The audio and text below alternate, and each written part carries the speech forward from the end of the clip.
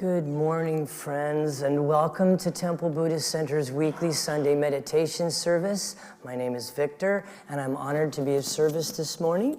We hope that your experience today will be one of spiritual renewal and a sense of connection as we come together in sacred Sangha to practice and to meditate together and to talk about the Dharma. Also, we hope that today's service finds each and every one of you happy and healthy, but please know that if you are struggling in any way, we hope that our Sangha, this service, can be a source of refuge for you as we open our hearts to you and to your loved ones.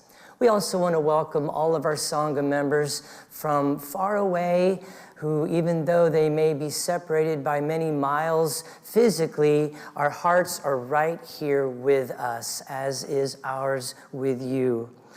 And so we like to begin our service with some breath work, taking a moment to really connect with our breath, to go within and to be with what is most sacred within us. So let's begin with a couple of conscious breaths. A conscious breath is where we seal the mouth, breathe deeply through the nose, hold that breath for a few moments, and then release slowly so that the exhale is longer than the inhale. Let's begin. Holding that breath for a moment. And releasing slowly. And as you release, just checking in with the body. What is present in the body right now? What is most alive in this moment? We embrace the truth of this moment rather than our thoughts about the way we wish things were. And a second conscious breath together.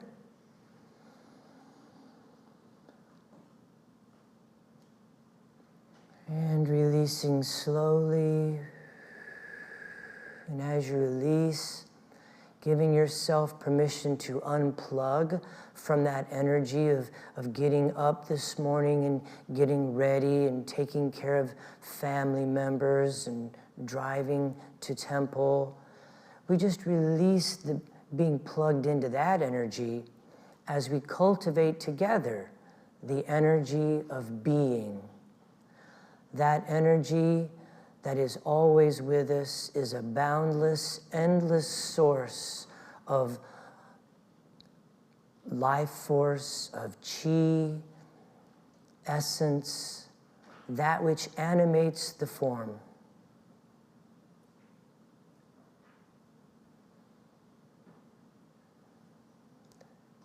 And a third conscious breath together.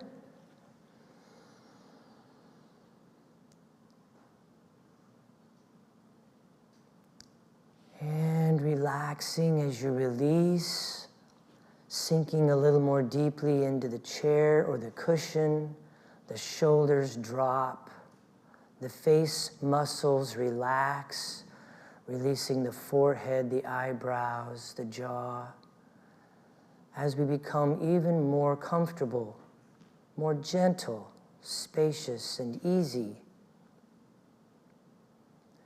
And I would like to invite you to allow into your awareness the present moment. Here in the present moment, there's nowhere to go. There's nothing to do.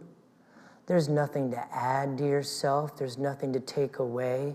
You are a perfect expression of consciousness.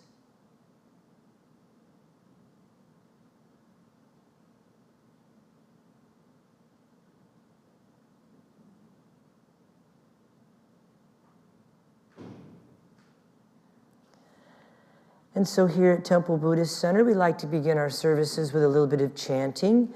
Chanting is an integral part of every tradition. Chanting is not about being a singer.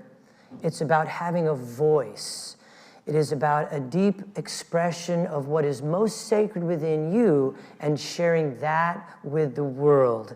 And so our chant today is Om Amidewa Ze, Om Amidewa Ze. And in the Sanskrit tradition, this is a chant that enhances compassion, compassion for all beings. And as the Buddha said, if your compassion does not include yourself, it is incomplete. And so I will invite Christine to tone us in as we take a conscious breath together.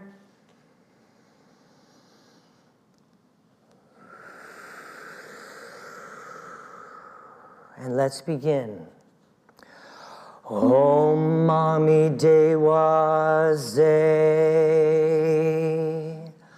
Om Amidewa Ze,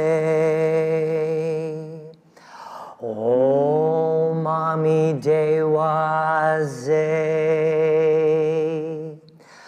Om Amidewa Ze, Om Amidewa Ze, Om Amidewa Ze, Om Amidewa Ze, Om Amidewa Ze, Om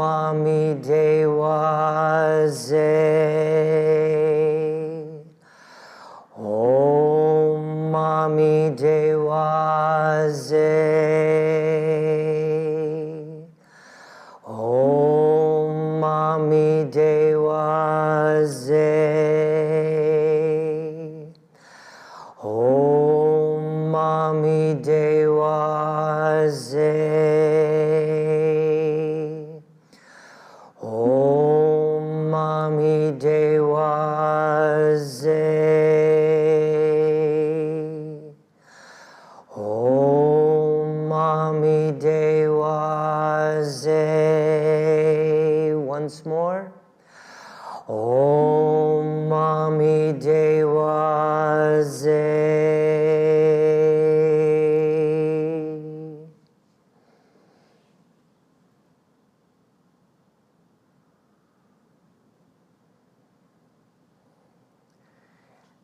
You might recognize the seed sound Om. In Sanskrit, Om is the sound of the universe, reminding each one of us that we are a beautiful note in a grand cosmic symphony forever playing. And so we're honored to have Lindsay and the kids joining us for our chanting this morning. Lindsay, what are you guys doing today? Today we're going to play some games. We're going to talk about taking up space and sharing space. Oh, I love that. Taking up space and sharing space. That's perfect. We'll be talking about the same thing. It's synchronicity. Thank you, guys. Thanks, kids. Thanks for joining us and chanting with us.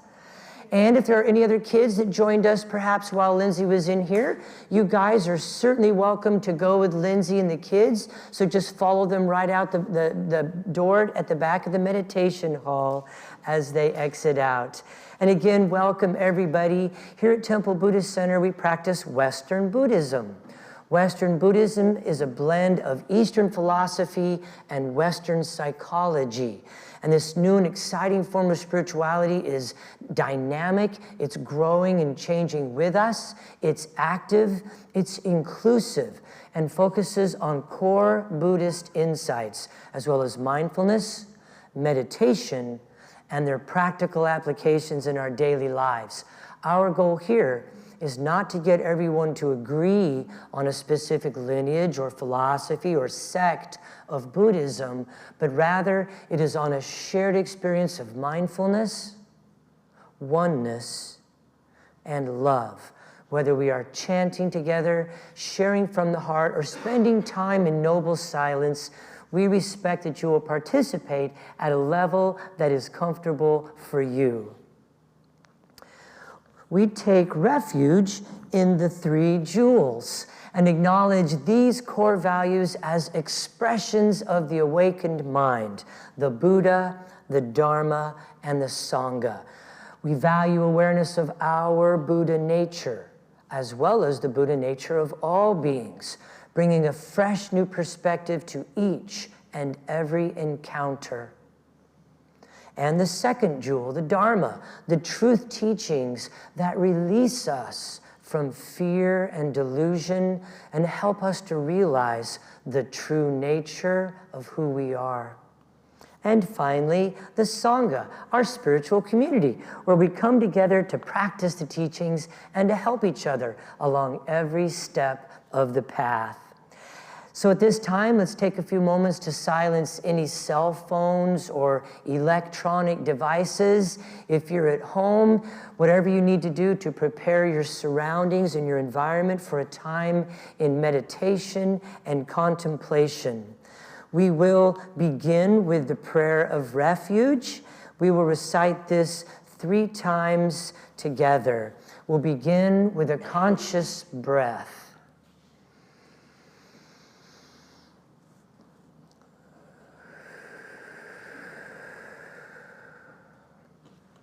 Together, in Buddha, Dharma, and Sangha, we go for refuge until fully awakened through the power of generosity, ethics, patience, enthusiastic effort, concentration, and wisdom. For the sake of all beings, may we realize and demonstrate our innate goodness. In Buddha, Dharma, and Sangha, we go for refuge until fully awakened through the power of generosity, ethics, patience, enthusiastic effort, concentration, and wisdom. For the sake of all beings, may we realize and demonstrate our innate goodness.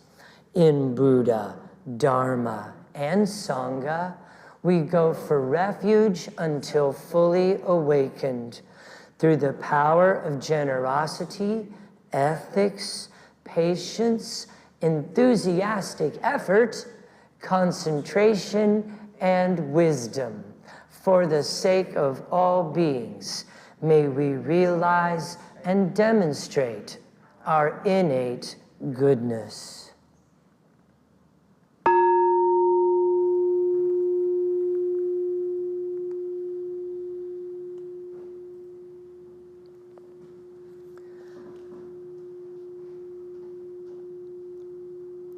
And so, as we prepare now for a time in meditation, if you have an extensive practice, then we invite you to practice in a way that is fitting for you this morning.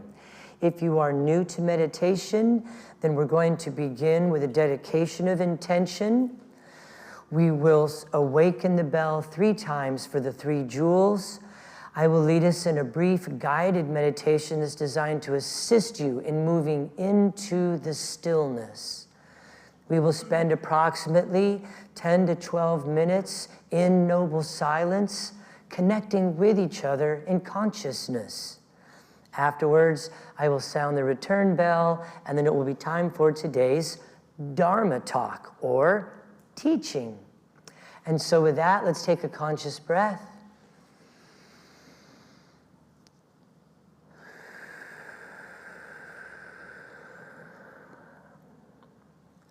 Body, speech, and mind in perfect oneness.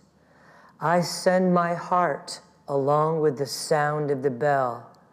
May the hearers awaken from forgetfulness, transcend the path of anxiety and sorrow, and realize the true nature of who they are.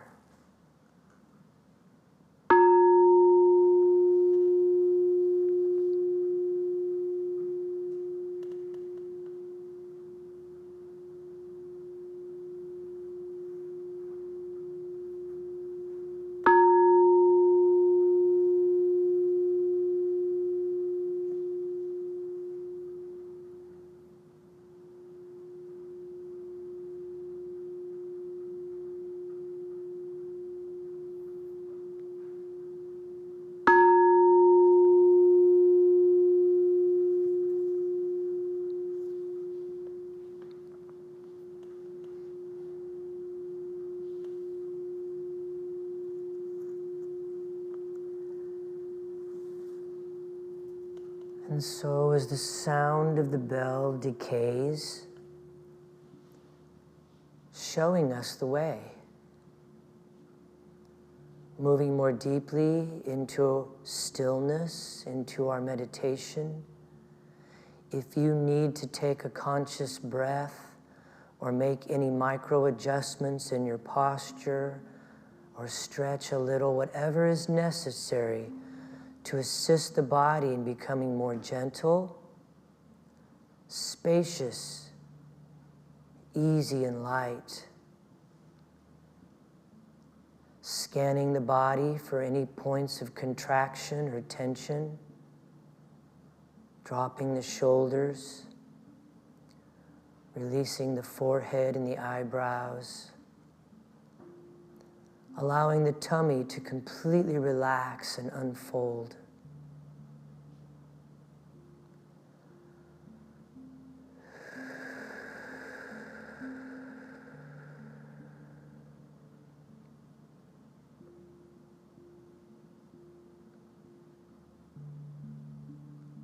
As you exhale each time, we become more relaxed and more easy. The body loosens, releases, revealing only our awareness.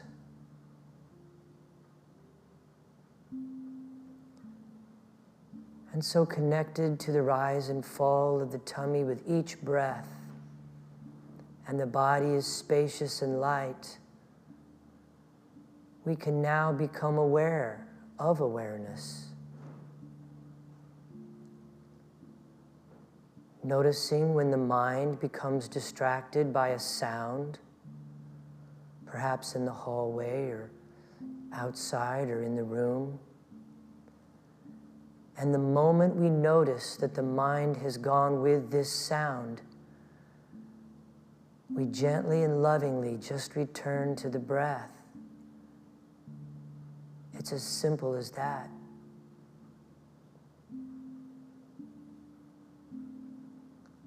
When you become aware that the mind has been distracted by a sensation like an itch or an ache or a tummy rumble,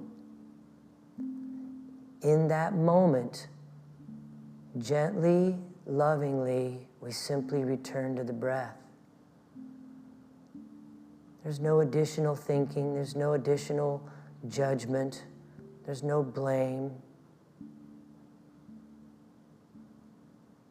The moment we notice is the moment we return.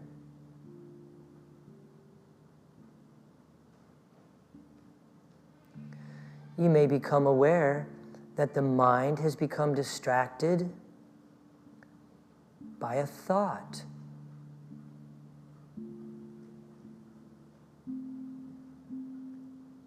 Thoughts, like the other things, simply come and go, rise and fall, appear and disappear. All we have to do is notice that the mind has been distracted and return to the breath. 100,000 times is not too many times to come back to the breath.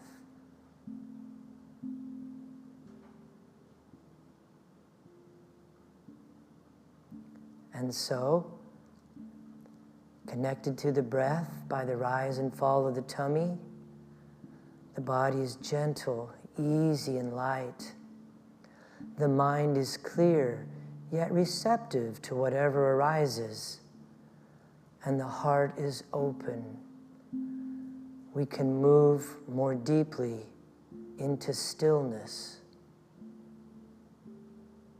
We can move more deeply into our meditation.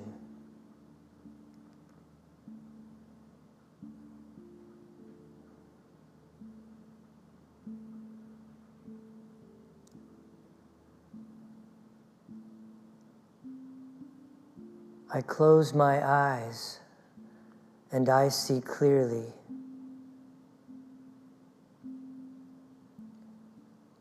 I stop trying to listen and I hear truth.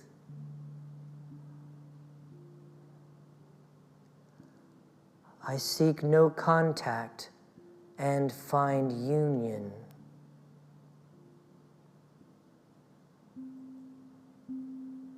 I am silent, yet my heart sings.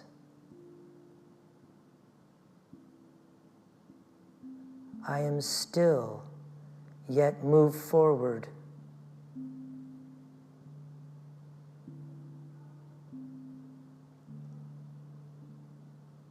I am humble, yet remain whole. Coming back again and again to the breath. Coming back again and again home.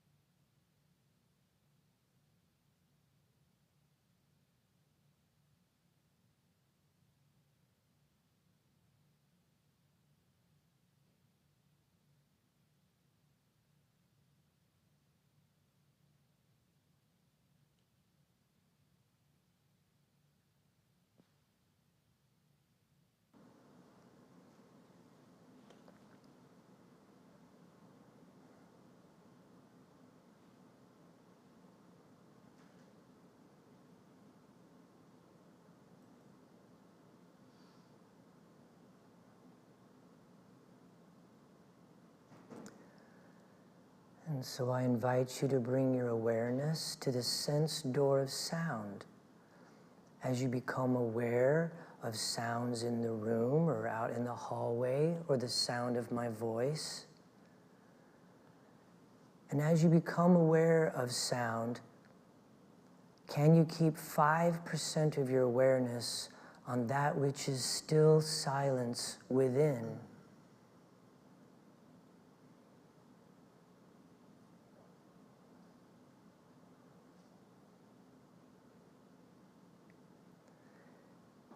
Next, I invite you to bring your awareness to the sense door of touch as you become aware of the feeling of your clothing upon your skin or the feeling of the chair, the cushion beneath you.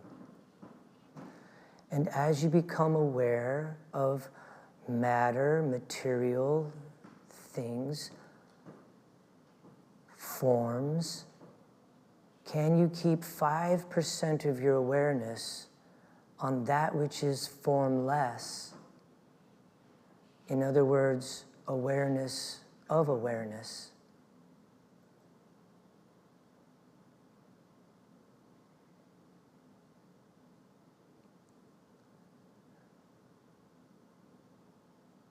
Next, I invite you to bring your awareness to the sense door of sight as you slowly begin to open your eyes, just allowing in a little bit of light, not focusing on any objects, just allowing them to come to you.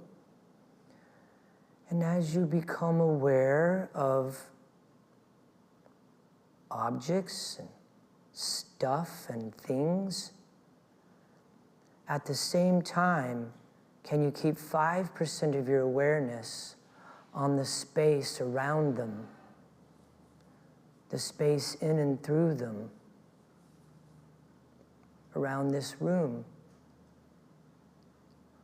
space around this building, our planet. And next, I invite you to bring your awareness to the breath as we take a conscious breath together. And as you release, be present in the here and the now, in this time and in this place.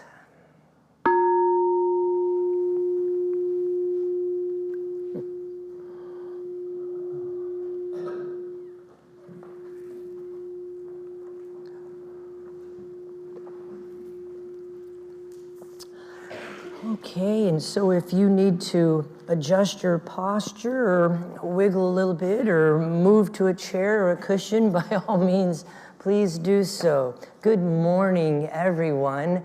So nice to be with everybody. And I was just sitting here in meditation and just could feel the presence, as I know there are a number of people who have rolled away the stone and come out of the cave and rejoined the Sangha.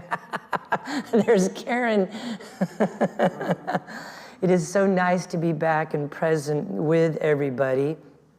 Before I begin the talk this morning, I just wanted to say on behalf of the entire Sangha, both near and far, how grateful we are to all of the volunteers that have helped yesterday with yesterday's Earth Fest 22.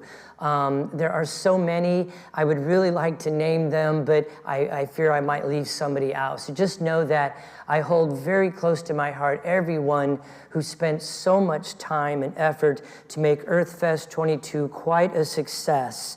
We connected over 24 environmental organizations with over 250 attendees, both physically present as well as online. Not to mention all the folks that read the newspaper article that came out in the Star yesterday about it, and there was also some television coverage. So I'm just so thrilled that our Sangha is such a thriving, environmentally conscious community of folks. And there are always more opportunities to volunteer and to participate. So if you were unable to help out this time, please don't worry about that. There are always opportunities to practice. But again, thank you so much to everybody who really created an amazing event yesterday. And so, as many of you know, Victor spent the last 2 weeks moving. I moved out of the bell tower. Many of you have seen me as I ring the bell occasionally, and I'm waving at people who pass by. And so I've been living there for the past 3 years. It was a tremendous gesture of generosity on Duke's part to provide me a place to live as I was getting back on my feet after some traumatic life experiences. But it was truly an amazing and wonderful experience and helped me to really get closer to the temple community as well as for TBC. And so over all of this kind of experiencing the old space, packing up the old space, looking for new spaces, and now moving in and being in a new space, obviously what is very alive and in my heart right now is space. So space is a very strange and different element. It is one of the 6 elements. In the Buddhist practice and in much of the Eastern practices, there are 6 elements. There is the earth element, there is the wind element, there is fire, there is water, consciousness, and space. And so space is kind of strange, it's just kind of there. We can't see it, we can't touch it, and we can't even say for truth exactly how far it extends. We can't even say, if anything, what it's made of. And so according to Albert Einstein, space expands and contracts depending on what velocity we are moving at, and it gets bent out of shape by the presence of solid matter. And that's all kind of hard for me to wrap my poor little brain around, especially with the fact that it deals in a paltry 3 dimensions, my poor little head does.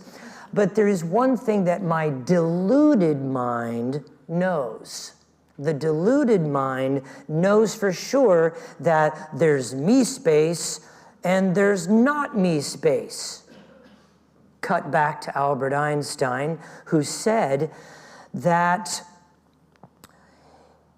in one of his less, mathematical physics mind and more of his spiritual, ethereal mind, he said that a human being is a part of a whole, called by us the universe. And a part that is limited in time and space, he experiences himself, his thoughts, his feelings as something separate from the rest, a kind of optical delusion of his consciousness. Now, this very basic distinction, or delusion, if you will, please, of there being an inner world and an outer world is so fundamental that we rarely question it. Let's look more at the assumption itself. As we are all sitting with our eyes closed in meditation, can we feel that there is any sharp division between me space and not me space? I have noticed that without the optical delusion of there being a delineation between my inner and outer space, the body kind of loses its sense of having fixed boundaries. I mean, with my eyes open, I can see that, okay, well, that's the end right there. It's as far as I can reach, or my skin is the outer limits. But with my eyes closed and in meditation, especially if it's a lengthy meditation or even a retreat, the body loses its sense of boundaries. And there's only awareness. There's only a consciousness. The hands no longer have 5 fingers. They have simply become a mass of interwoven sensations, a tingling, a warmth, a pressure, if you will. The body just becomes a fuzzy ball of energy. the sounds outside, the passing car or the barking dog, is that sound outside or inside? The sound waves are happening outside in the air, but all sound takes place in the brain, which is inside. So you see, the assumption of the outer and the inner begins to show signs of cracking, coming apart. Even when I'm sitting absolutely still, the planet is spinning on its axis, thousands of miles an hour. It's rotating around the sun even faster. The entire galaxy is spinning, and the galaxy itself is firing off out into whatever it is at an unfathomable rate. We are never in the same space in any 2 consecutive moments. Wow. And yet, we often think of me space and not me space. Look at the wars fought over space. Look at the attention that we give to the things in space and never see the space itself. And so there are some wonderful connections to be made when practicing with space.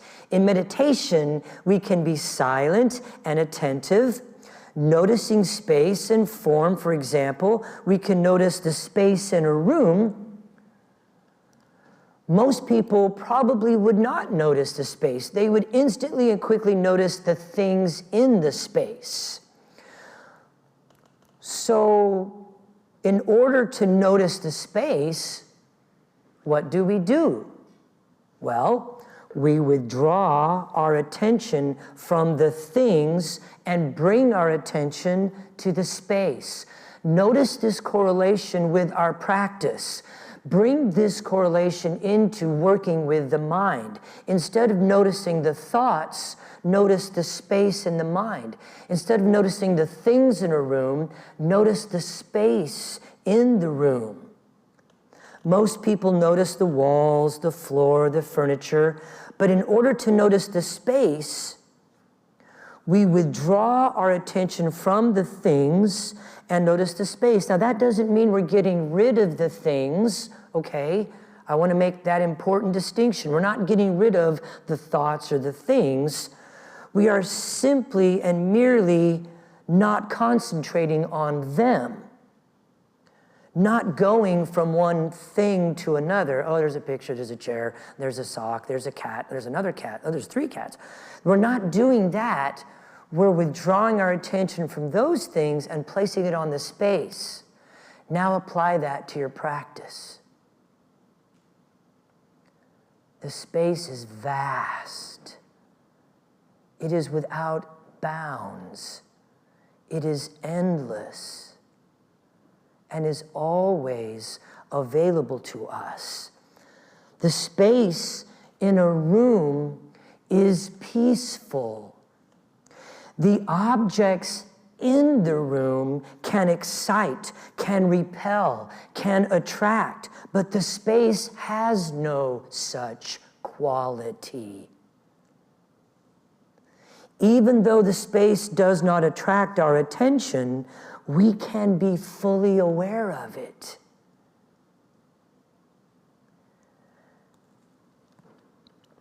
We reflect on the space in the room. We feel a sense of calm because all space is the same. The space around you, the space around me is no different. It's not mine. I can't say this is my space or this space belongs to me and this space belongs to you. Space is always present, and it makes it possible for us to be together, contained within a room, in a space that is limited by walls and floor and ceiling. But space is also outside the room. It contains the whole building. the whole world. So you see, space is not limited or bound by objects. In fact, space is not bound by anything. Noticing the space around people and things provides a different way of looking at them. And developing this spacious view is a way of opening oneself up. It is a paradigm shift. When one has a spacious mind, there is room for everything. It's a radical acceptance. When one has a narrow mind, then there is room for only a few things. And everything else, and those few things have to be manipulated and controlled, and everything else is just pushed out. And if something else comes in, then something else has to leave. Life with a narrow view is suppressed and constricted. It is a struggle. There is always tension involved because it takes an enormous amount of energy to keep everything in order at all times. Oh, here comes something new. Oh, got to get rid of that. And the few things I got to keep those just right. And then if a new perspective challenges that, then oh no, now everything's messed up. If you have a narrow view of life, then the disorder of life must be ordered. You are always busy manipulating, trying to control the mind, rejecting things, holding on to things. This is the dukkha, or the suffering of ignorance, which comes from not understanding the true nature of things. This suffering comes from not understanding the true nature of the mind. How open, how vast, how endless it is. Instead, we constrict on a belief, on a conditioned pattern of speech and behavior. Oh, when that happens, then there's always this reaction. That's the way to do it. And we do that with everything. The spacious mind has room for everything, and it just allows. There is no controlling to do. There is no efforting. There is no striving. There's just allowing what is to be what is. The spacious mind, like the space in a room, as you develop your practice of first noticing the space in a room and then allow it to populate with things and people. A powerful practice. The space in the mind has room for everything. Like the space in a room, that space in the mind is never harmed. You see, it's only the objects that can excite, repel, agitate. The space is never harmed. It's never affected by what comes in and out of it. When our attention and awareness is on the spaciousness of the mind, then what comes and goes just comes and goes. This is freedom. This is liberation. The space that surrounds this building. When the building has gone, the space will still be here.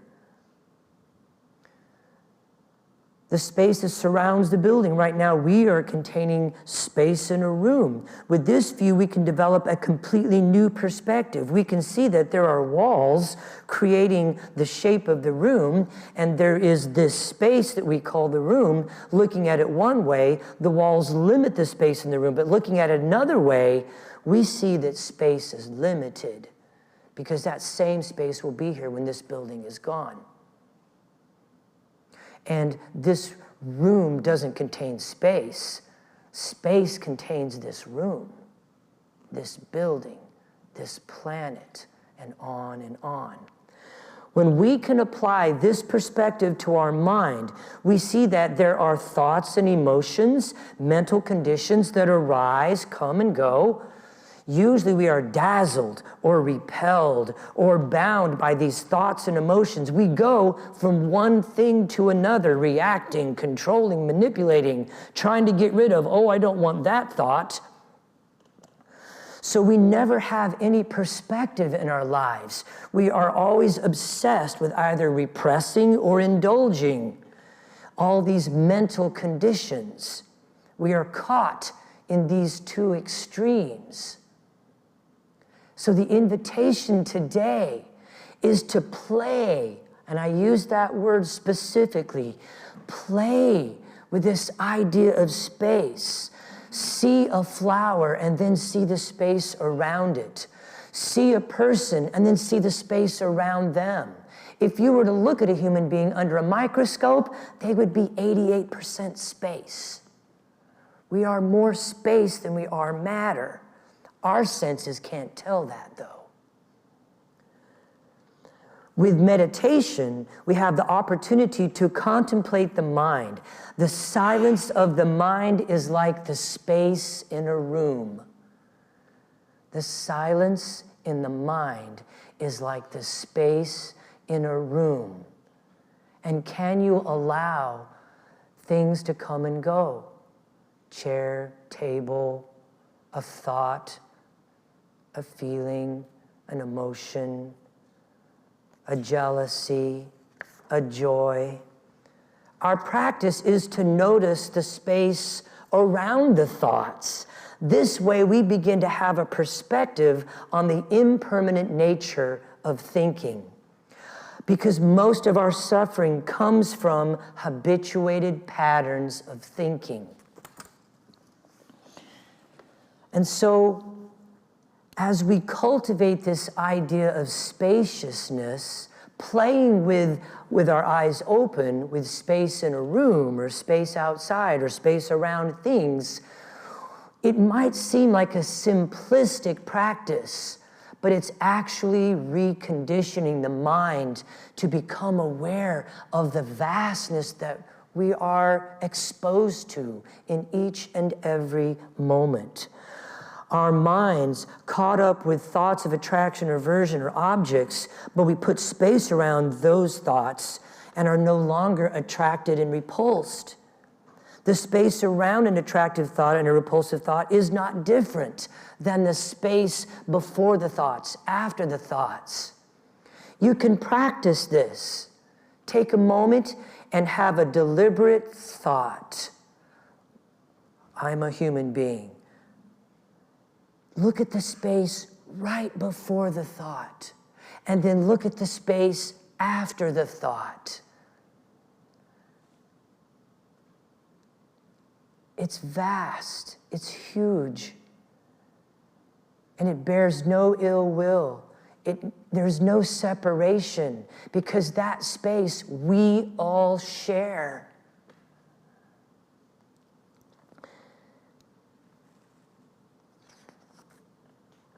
The breath of our life has the capacity to tend and care for all of the multiple joys and sorrows that come our way.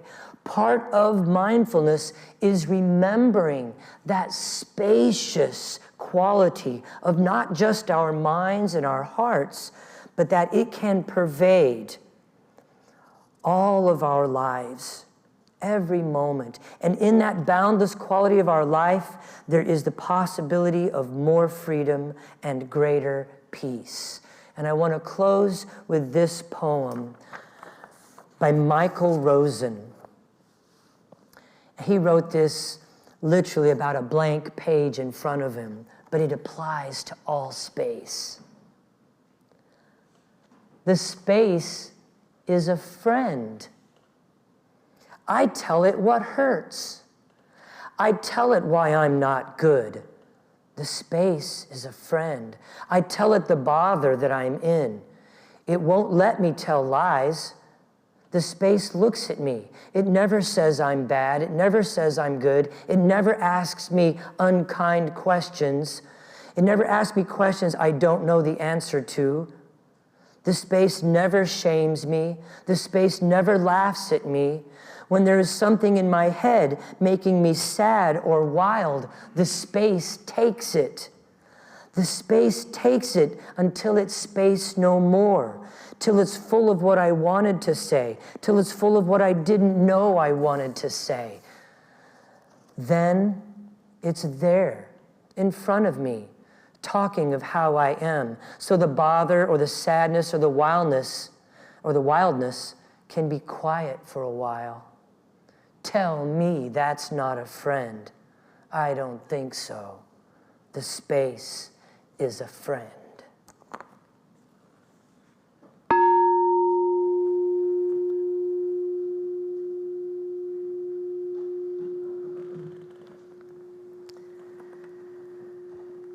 And so if you need to shift your posture or make an adjustment or take a conscious breath as we move from the talk into our loving kindness practice, as is usual with Victor, he went a little bit long. So we'll take a conscious breath together.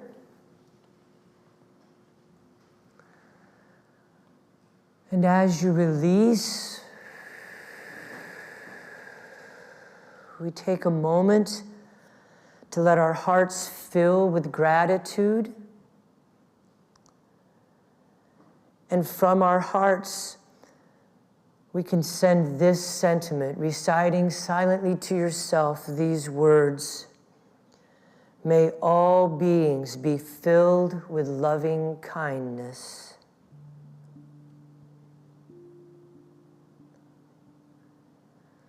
May all beings be safe from inner and outer dangers.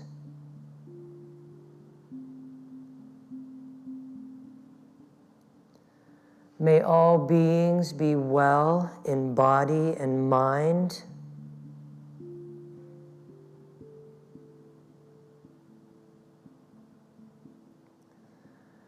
And may all beings be at ease and happy.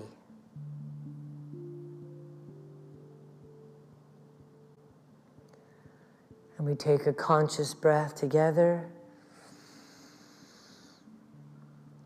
And as we release this sentiment to the universe,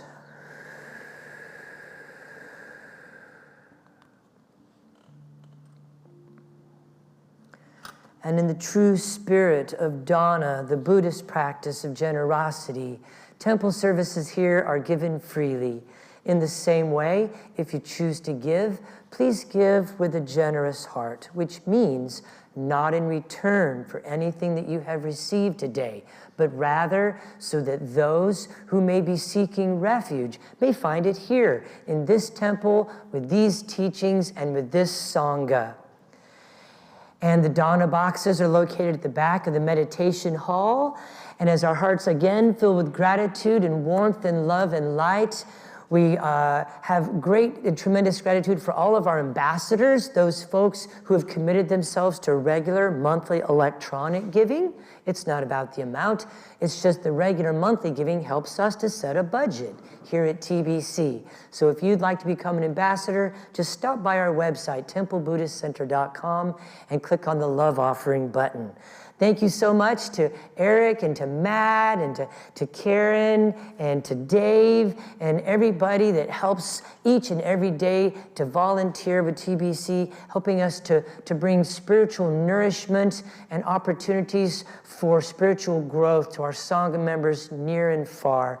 Thank you so much, Christine, for your beautiful music.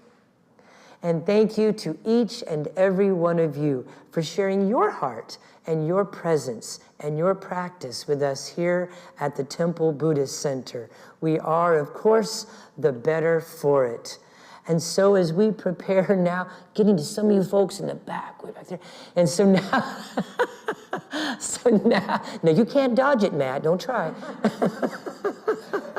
And so now, as we prepare for our bodhicitta dedication together, May the pure, brilliant sun of bodhicitta dawn in each and every heart and mind, dispelling the darkness of suffering and confusion unstoppably until all are illumined and awakened.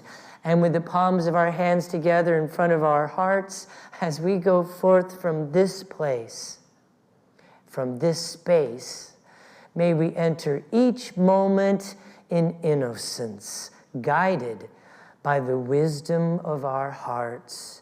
And as we open our hands, open our eyes, shine our light into the world. Namaste. Thank you so much, everyone. And just a quick note, I don't have a lot of announcements today. We're actually kind of winding down a little bit for the summer. Many people like to go on trips and vacations. We will still continue to offer some classes and some workshops. We have our quarterly day-long retreats. But I did want to talk a little bit about the VSOC retreat coming up. I know a lot of people have visited the site, and I do know that this retreat is a little more expensive than our virtual retreats because we do have the rooms to pay for as well as the food. So those are an added expense. And so we've tried to graduate the scale, a single room or a shared room or different rates, a commuter rate, as well as a virtual rate. So you can attend in different ways. And so we hope that you all can join us. But please know that if for whatever reason it is just not available to you, please email me and we can talk about a way that you could perhaps participate in the VSOC retreat coming up May 18th. The topic or the theme is Earth is My Witness. And it's very important to note that there is a cutoff deadline for room registration because the retreat center that we're at has a deadline. If we don't in order to release certain rooms, they have a deadline. So that cutoff is May 4th. What's the old saying? May the 4th be with you. May 4th is the cutoff, so please register for a room by May 4th. If you're going to commute or come virtually, then you don't have that cutoff date, but we do have a cutoff for the room rentals. So again, we will continue. This is our first one, residential, well, pretty much ever. So we are working with this. If this tends to be more expensive than what our Sangha can afford as a whole, then we will continue to try to find other locations that can maybe make it easier for our Sangha, because we don't ever want money to get in the way of the practice and the teachings. So again, if you want to come and you want to attend as a resident and you can't afford it, please let me know. Otherwise, you do have the other options of the commuter or the virtual. And so with that being said, everyone, peace and blessings and much vast open spaciousness.